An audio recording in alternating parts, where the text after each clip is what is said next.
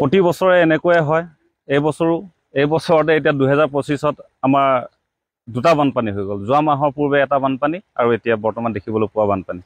গতিকে এইটো অৱস্থা প্ৰতি বছৰে যদি হৈ থাকে, আমি সেইটো কাৰণে ৰাইজ আজি জুৰুলা হৈছে।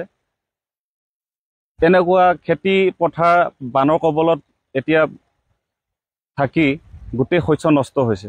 গতিকে এই শস্যবোৰ নষ্ট হোৱাৰ বাবদ আমাক চৰকাৰে অলপ আৰ্থিক সাহায্য হিচাপে প্ৰদান কৰিলে হয়তো ৰাইজ অলপ ভাল হয়। এতিয়া বৰ্তমান আমাৰ 2025 বৰ্ষত এতিয়া দুটা বানপানী হৈ গৈছে। ইয়াৰ আগত এটা হৈ গ'ল। ইয়াৰ আগত যিটো হৈ গ'ল, যিখিনি আমাৰ কঠীয়া পেলাইছিলোঁ আগতীয়াকৈ লগাম বুলি, সেই কঠীয়াখিনিতো সম্পূৰ্ণভাৱে মৰিল। মৰাৰ পিছত আমি আৰু কঠীয়া বীজবিলাক কিনি আৰু পেলাই কৰি এতিয়া কঠীয়া উঠাই মাটি লগালোঁ। এতিয়া প্ৰায় মাটি লগোৱাৰ পিছত এতিয়া বান আহি গ'ল। তাৰপিছত এতিয়া যিমান আমি ধান লগাইছিলোঁ গোটেইখিনিতো বানৰ তলতে আছে। সেই গতিকে আমি চৰকাৰক অনুৰোধ কৰোঁ যে আমাক এই খেতি নষ্ট হোৱাৰ বিনিময়ত কিছু আৰ্থিক সাহাৰ্য দিব লাগে।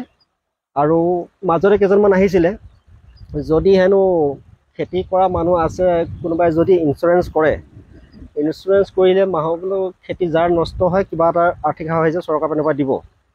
এতিয়াতো তেনেকুৱাতো আমাৰ একো পোৱা নাই। ইয়াৰ আগৰ বছৰ কৰিলোঁ, সেইটো খেতি নষ্ট আছে, তাতো আমি একো চৰকাৰৰ ফালৰ পৰা একো আৰ্থিক সাহাৰ্য পোৱা নাই। গতিকে আমি অনুৰোধ কৰোঁ যাতে চৰকাৰৰ পৰা আমাক কিছু আৰ্থিক সাহাৰ্য আগবঢ়ালে আমি ভাল পাওঁ, যিহেতু আমাৰ দুখীয়া মানুহখিনি অলপ সকাহ পাব।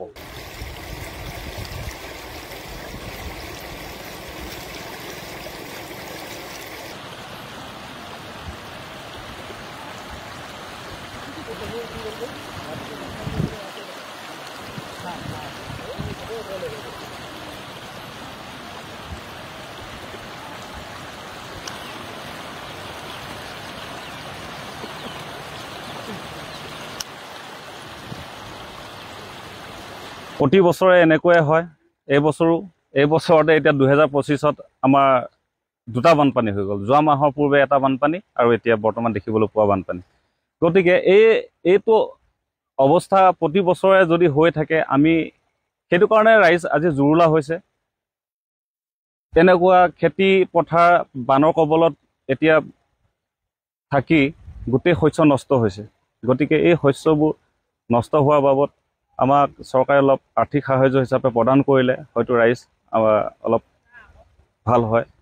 এতিয়া বৰ্তমান আমাৰ 2025 বৰ্ষত এতিয়া দুটা বানপানী হৈ গৈছে। ইয়াৰ আগত এটা হৈ গ'ল। ইয়াৰ আগত যিটো হৈ গ'ল, যিখিনি আমাৰ কঠীয়া পেলাইছিলোঁ আগতীয়াকৈ লগাম বুলি, সেই কঠীয়াখিনিতো সম্পূৰ্ণভাৱে মৰিল। মৰাৰ পিছত আমি আৰু কঠীয়া বীজবিলাক কিনি আৰু পেলাই কৰি এতিয়া কঠীয়া উঠাই মাটি লগালোঁ। এতিয়া প্ৰায় মাটি লগোৱাৰ পিছত এতিয়া বান আহি গ'ল। তাৰপিছত এতিয়া যিমান আমি ধান লগাইছিলোঁ গোটেইখিনিতো বানৰ তলতে আছে। সেই গতিকে আমি চৰকাৰক অনুৰোধ কৰোঁ যে আমাক এই খেতি নষ্ট হোৱাৰ বিনিময়ত কিছু আৰ্থিক সাহাৰ্য দিব লাগে।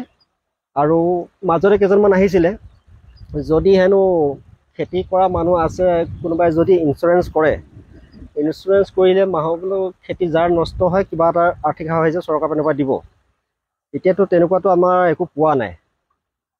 ইয়াৰ আগৰ বছৰ কৰিলোঁ, সেইটো খেতি নষ্ট আছে, তাতো আমি একো চৰকাৰৰ ফালৰ পৰা একো আৰ্থিক সাহাৰ্য পোৱা নাই। গতিকে আমাক